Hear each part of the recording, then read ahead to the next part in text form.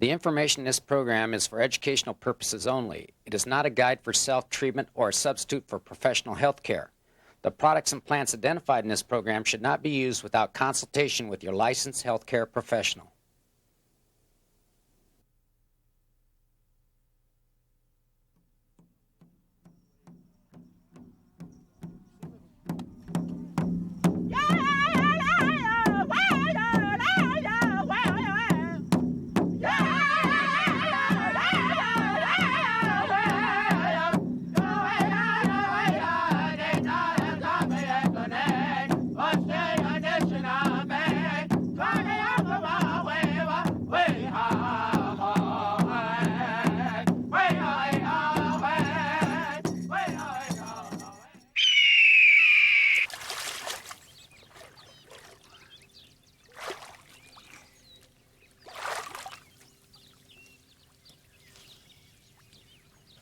Hi, I'm Jim Munich.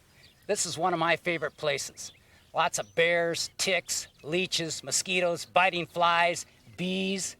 Did you ever wonder how the pioneers protected themselves from these hazards? Well, that's what this program's all about.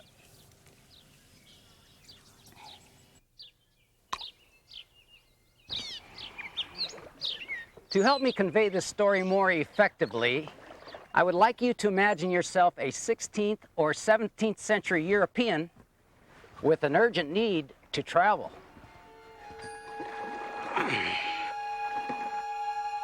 Maybe you're a Spaniard trying to escape the Inquisition, or an African stolen away by the slave trade. Perhaps an Englishman with a doctor for a cousin who has a penchant for bloodletting, or an Asian overworked, underpaid, looking for a better life. You could be a German accused of treason, a Frenchman fleeing religious persecution, or simply a witch that can't stand the heat. In the 16th, 17th, and 18th century, there were both good and bad reasons for hitching a ride to this place called the New World.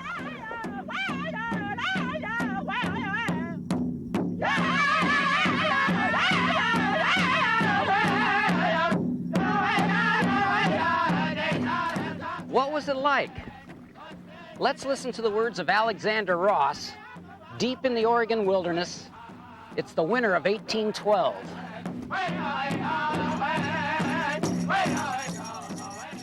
Picture to yourselves, gentle person, how I must have felt, alone in this unhallowed wilderness, without friend or white man within hundreds of miles of me, and surrounded by people who had never seen a white man before.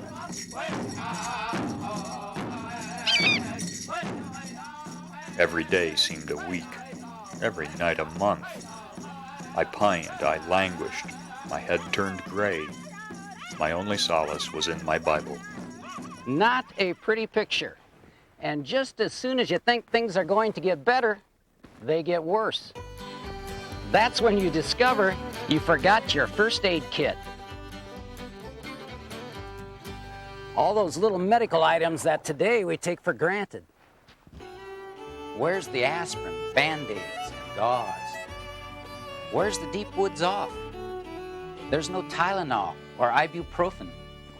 Antibiotics are a couple hundred years away, and cortisone cream is a good idea that nobody's discovered. So you start smoking the pipe with the native folks who appear to be fit and healthy.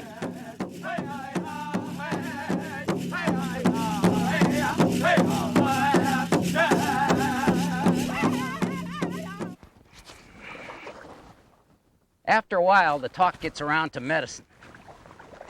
That's when the chief has his daughter explain how the world works.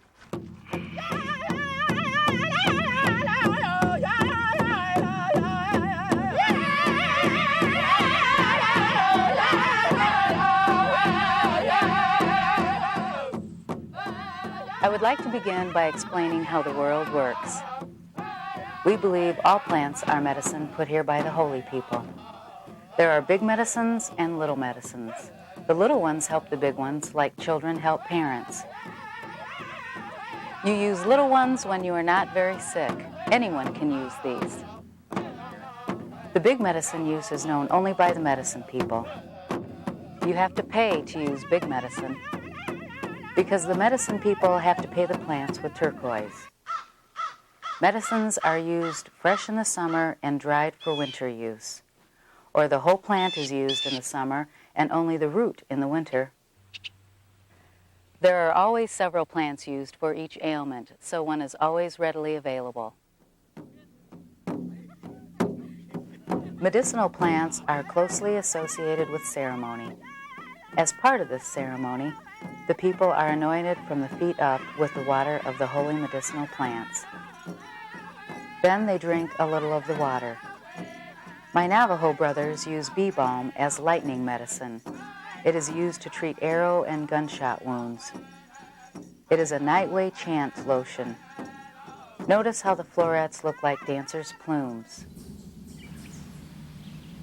If you are observant, you will soon understand the relationship of plants to the spirit world and the known world.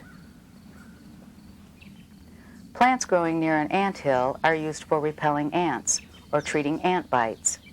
Plants growing near big medicine are little medicine helpers. Plants are closely associated with the supernatural and take on supernatural significance from birth. A postpartum mother is given cornmeal mush to give her strength, and a cup of juniper infusion is given with it to clean out her blood. This treatment is continued for 6 days. Then the mother takes a bath in an herb infusion. Infants drink tea of juniper and eat pinyon, cambium, and corn pollen. They are placed on a bed of shredded cliff rose or antelope brush bar. The cradle board is western yellow pine. We practice what you call simpling, and we often employ the doctrine of signatures, the idea that like cures like. Milkweed is used to help pregnant mothers lactate. This plant, hepatica, or liverwort, is used as a liver tonic. In 1883, over 450,000 pounds of hepatica was peddled by the snake oil salesmen who exploited the Native American knowledge of medicine. Many whites coming into this wilderness eventually marry one of us. You cannot live long here without a spouse to help you.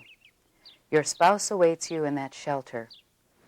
Take these sacred plants with you. Wild onions may be bruised and the juice rubbed onto bee and wasp stings. Bone set will help reduce fevers from colds and flu. Maize will provide you with both food and medicine. A drink made from raw corn soaked in water will protect your kidneys and bladder. And a tea made from the root of dandelion stops heartburn. These plants are little medicine, essential to your medicine kit. Use them to avoid big medicine.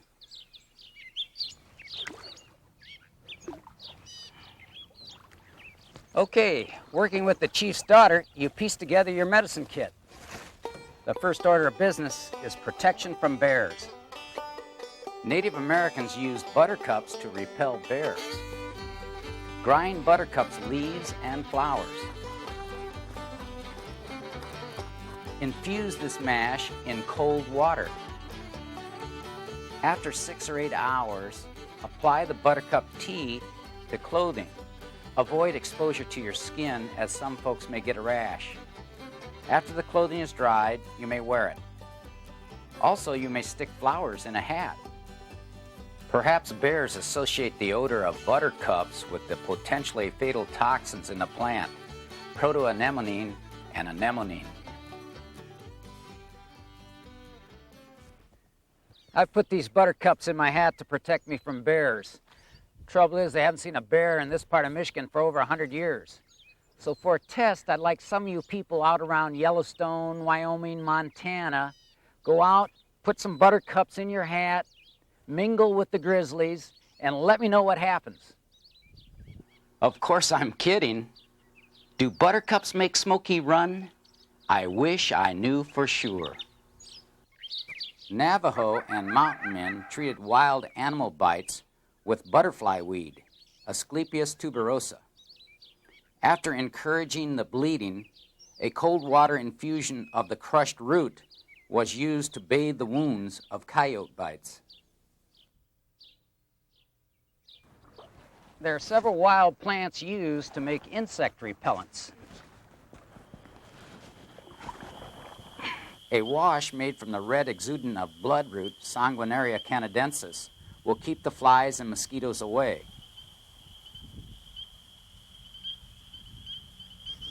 We're going to do a little experiment here with some bloodroot and just see how well it works against mosquitoes. My left arm was left untreated, and quickly mosquitoes began to perch. 3 nasty bloodsuckers in about as many minutes.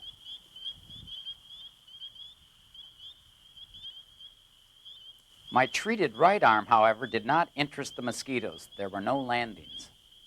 For some, bloodroot juice may cause dermatitis. Sanguinarine, an antiseptic from bloodroot, is used in a name brand toothpaste and mouthwash. This is golden seal, Hydrastis canadensis. The root was pulverized and mixed with bear grease. The messy application was spread over exposed parts of the body to repel insects. Golden seal root was also used as a gargle or tea when tired, stressed out, or feeling the first signs of a cold or flu. The bitter root contains the physiologically active phytochemicals berberine and hydrastine. Here's Podophyllum peltatum, the maypop or mayapple. The whole plant was crushed,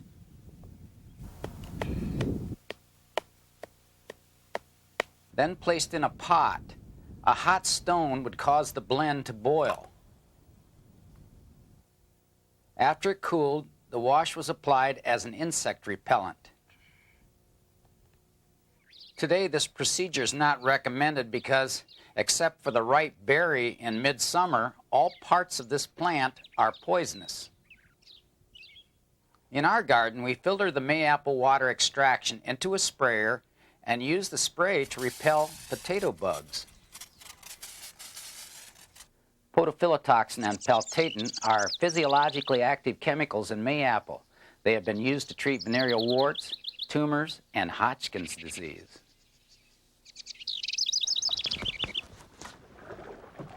Sometimes you need to do more than just repel insects.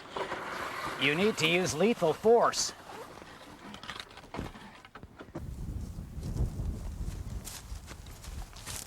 This is delphinium, a potent insect repellent and insecticide. Larkspurs of the delphinium genus are insecticidal. They kill bugs. The phytoactive components are toxic terpenoid alkaloids. Larkspur extract can be used on garden flowers as a pesticide if you do not plan to eat the flowers. Try it on roses and let us know about your results. The extract is made from 4 cups of leaves and flowers blended in 4 cups of water. Strain all into your sprayer and dilute with an additional quart of water.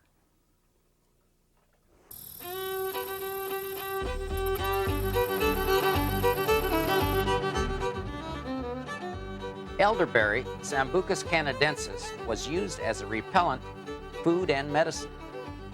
Leaves were pounded into a salve to repel both mosquitoes and flies. Leaves contain hydrocyanic acid used to exterminate rodents and insects. A raw mash of elderberry bark was used as a compress or poultice for athlete's foot. I like to pick the flowers in late June, cut away stems and leaves, dip them in batter, and fritter.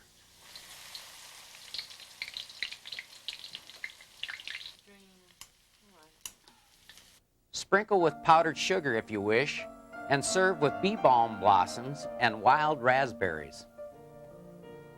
The bee balm and elderberry blossoms contain health-protecting flavonoids.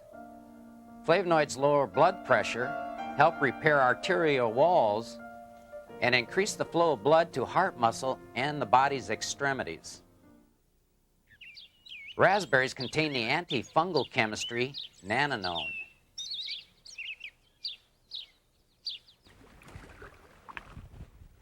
Do you want to know how I got lice in my hair? And how I'm going to get rid of them? Pay attention. This plant was not particularly popular with pioneers.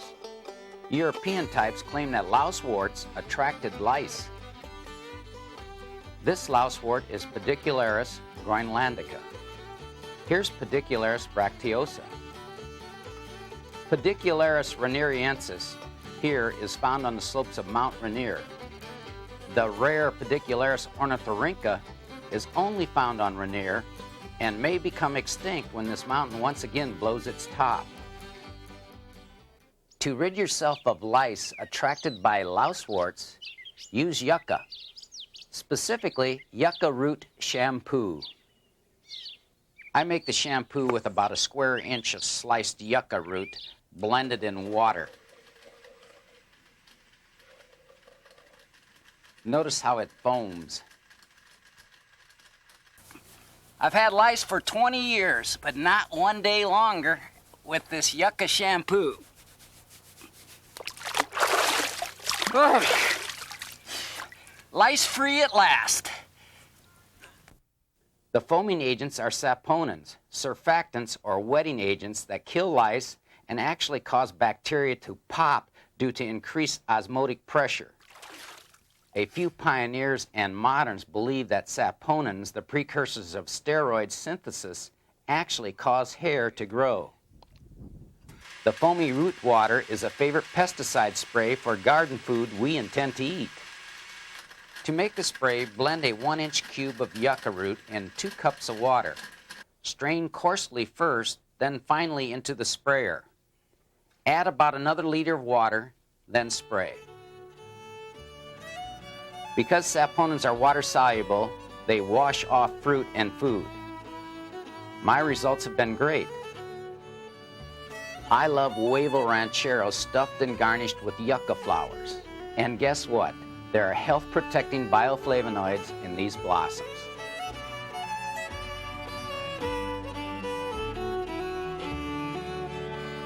Some words of caution. Before using any unfamiliar plant, be certain to key it out in a field guide. Keep in mind, book and video information is often gleaned from resources 50 years, 100, or more than 100 years old. Although authors like myself and others try to test and verify the facts, it still remains that what works for me may not work for you. For example, many books describe yucca root, specifically Yucca filamentosa, as being used by Native Americans to stun fish. I've tried this and discovered the fish appear to actually thrive on the saponin-rich suds. If you chop the aerial parts, however, that is the leaves and stems, instead of the root, then the fish are quickly knocked off their fins. There's nothing wrong with healthy skepticism. Don't believe everything you read and see. What is relevant is what works for you. Conservation tip time. Remember, you never have to harvest. You never have to pick any of these plants from the wild. At the end of this program, I'll list nurseries, seed purveyors, and herbalists who will provide you with wild plants. Put them in your garden and begin practicing little medicine.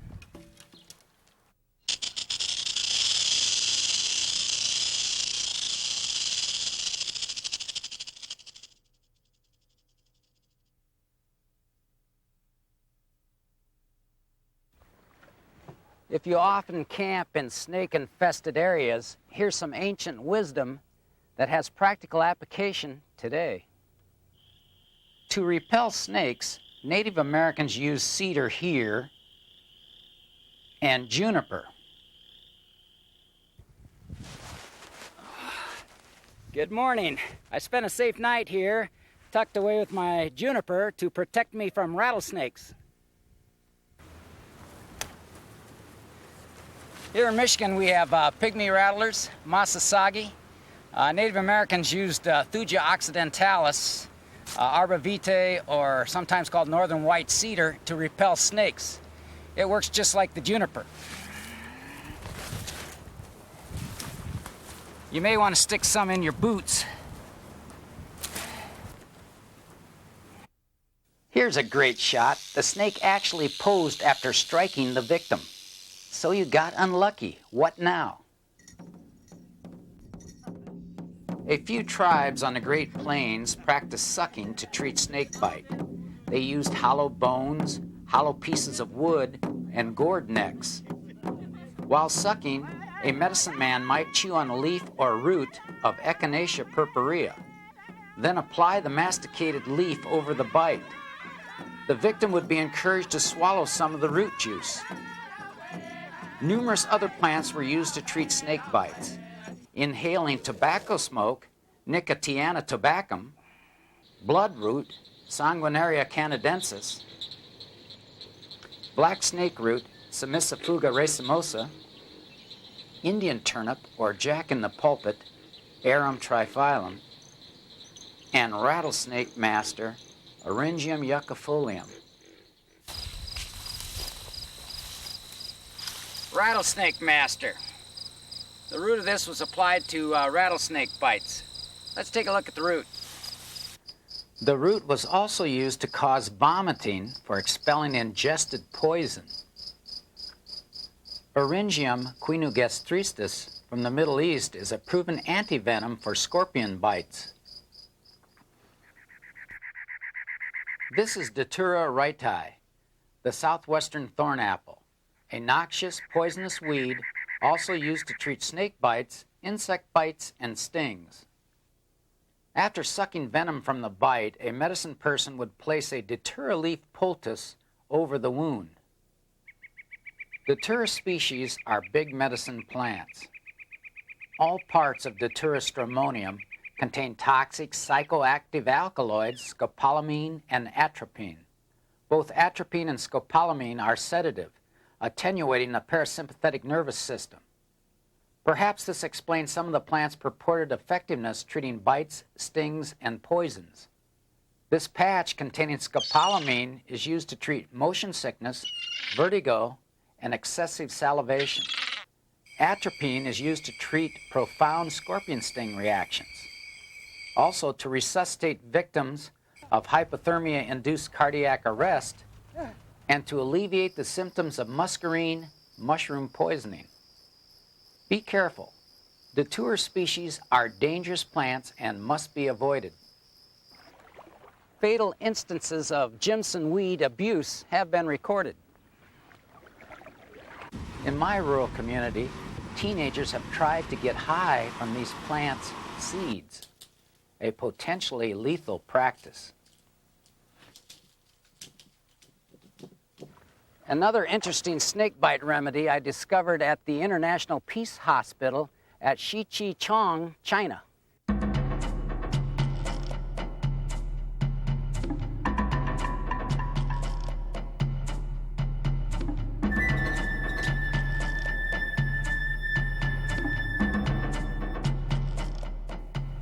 First, slice a fresh cucumber.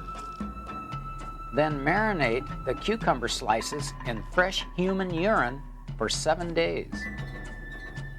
Next, dry the urine-saturated cucumbers for 7 more days in the sun. With the help of Rebecca, my loving daughter, we'll demonstrate how the Chinese use cucumber to treat a snake bite. Remember, this is just a simulation. Do not try this at home. First, the Chinese tie a tourniquet proximal to the bite.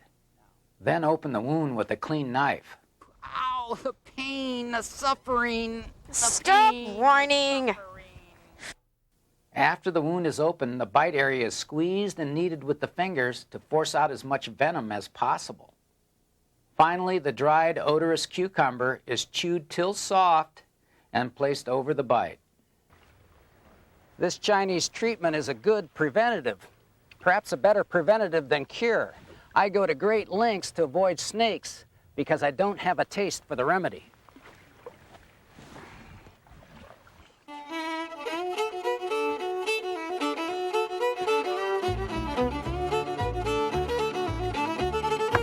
It's time for our lunch break. While Rusty and I build a fire, let's talk scorpions. For scorpion stings, Native Americans used a cold infusion of Oregon grape, Berberis repens. Oregon grape contains berberine, which is anticonvulsant, sedative, anti-inflammatory, and immunostimulating. Berberine is also found in barberry here, Berberis canadensis, and golden seal, Hydrastis canadensis. Bee stings were treated with a poultice of bee balm leaves and flowers, Monarda fistulosa. Bee balm contains the antiseptics thymol and carvacrol and the surfactant limonene, all adding credibility to its ancient use. Bee balm also makes an excellent enervating tea called Oswego tea, chock full of infection-fighting antiseptic phytochemistry, and thymol in the tea may allow mountain climbers to climb higher without experiencing mountain sickness. Wet tobacco, Nicotiana tobacum, was also used on stings. Tobacco contains nicotine. Nicotine in tobacco is insecticidal. Tobacco, powdered to dust, has been used as an insecticide on vegetables for over 200 years.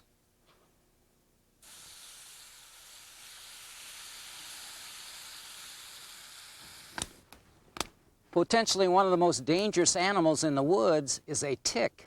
A tick bite can lead to serious big medicine problems, like Rocky Mountain spotted fever, Lyme disease, relapsing fever, and tick paralysis. It takes about 24 hours of blood sucking for a tick to inject enough infectious material to cause disease.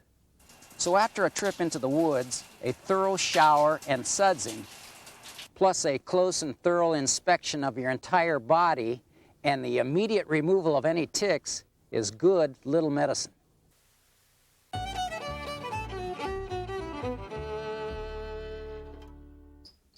Native Americans treated tick bites with gypsum weed, or datura, and American chestnut, Castanea dentata. Raw chestnuts were boiled, pounded to a paste, and applied over the tick bite. The nuts contain tannin, are starch-rich, making them very absorbent. These factors may account for the antiseptic action of the paste. Here's some potent little medicine for treating spider bites. Spider bites were treated much like snake bites, with chewed or mashed echinacea root or datura leaves.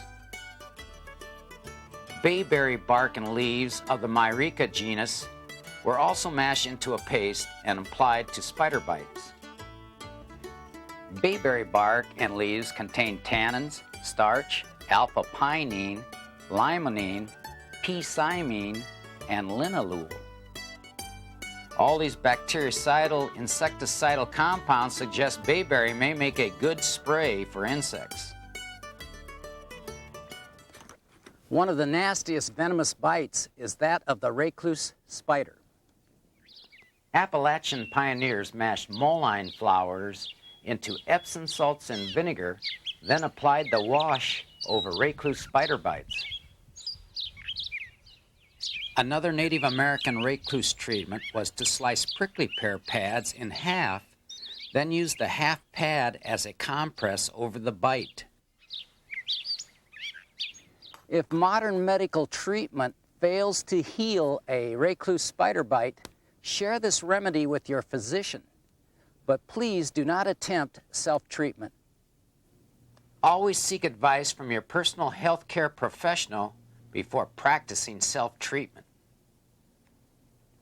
Okay, let's have lunch. Rusty's dining on trout. I'm having Jerusalem artichokes in stir-fry with prickly pear, peppers, shiitake mushrooms, ground nuts, and pumpkin seeds. Pumpkin seeds kill worms and may shrink an enlarged prostate. Ground nuts are legumes. Legumes contain genistein, an estrogenic isoflavone that may help prevent breast cancer. The mushrooms and tubers contain immune-stimulating polysaccharides.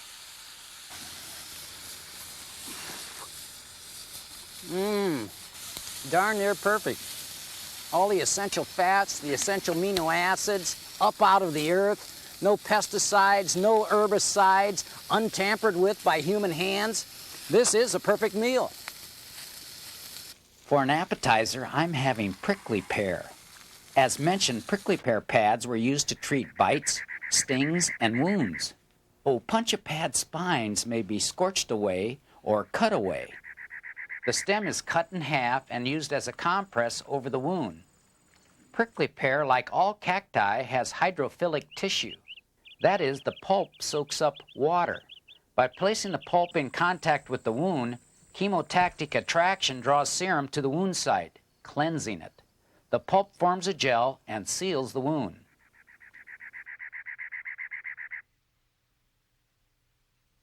The pulp of prickly pear stems and the fruits are commonly eaten in Mexico. I have also eaten prickly pear flowers. This is a practice I don't recommend. Even though many Mexican Indios tribes eat prickly pear flowers, I have not been able to locate any evidence as to whether our northern species is edible. Here's some good advice to follow before eating any new food or wild plant. Make certain you have made positive identification.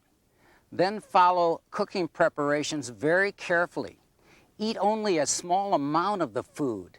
This may provide some protection from allergic reaction. Remember, my food may be your poison. Protect yourself from allergies. Cattails, Typha angustifolia and Typha latifolia, are one of the world's most productive and useful plants. This beaver dam tells me we're getting close to cattails. Cattails, Typha angustifolia and Typha latifolia, are some of the most useful plants on Earth. Remember the fire starter? That was fluffy cattail seed and dried cattail leaves. In the spring, cattail shoots can be pulled from the ground, then stripped down to the tender inner leaves. This is quick energy food.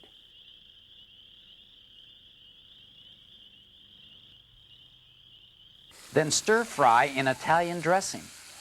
Served with tulip petals and wild violets, you get a potent dose of health-protecting phytochemicals. In June, the flowering heads may be stripped. Typically, I use the upper reproductive head. These are the male flowering parts. Cattail flowers mixed with pancakes, or in this case cornbread, provides a complex essential amino acid profile to what is typically a nutrient-poor dish. Add blueberries to protect your stomach and intestines from harmful bacteria. Flavonoids in the blueberries provide essential heart nutrition. The polysaccharide-rich root was cleaned and used as a dressing over wounds, burns, and sunburn. The ashes of burned cattails are styptic and antimicrobial, excellent antiseptic sealants when rubbed over wounds. But what about these old flowering heads? Are they edible? I've always wanted to know. So I concocted this recipe. Cook a couple fluffy heads in water with 2 eggs, some soy sauce, and Parmesan cheese. Cook over an open fire at 10,000 degrees or less. I mean, this stuff is usually impossible to eat without this special preparation. I think you're gonna like this. Now that's just about ready. Serve on whatever is available, and voila, dog food. Rusty loves it, and so did Gypsy. God rest her soul. While Rusty finishes the cattail chow, let's uncover some ancient treatments for poison ivy, Rhus toxicodendron. Wild lettuce, Lactuca canadensis, has a milky sap that Native Americans rubbed on the rash. Leaves of horse nettle of the Solanum genus were crushed, made into a tea, and applied to the inflammations. A wash of white willow bark, Salix alba, was also used to treat poison ivy. It is purported that Algonquins actually rubbed poison ivy with poison ivy as a treatment. Here's what I do. To prevent poison ivy, first discover what it looks like, then avoid it. Poison ivy has compound leaves with 3 leaflets, small clusters of white berries in the fall, and this hairy, clinging vine.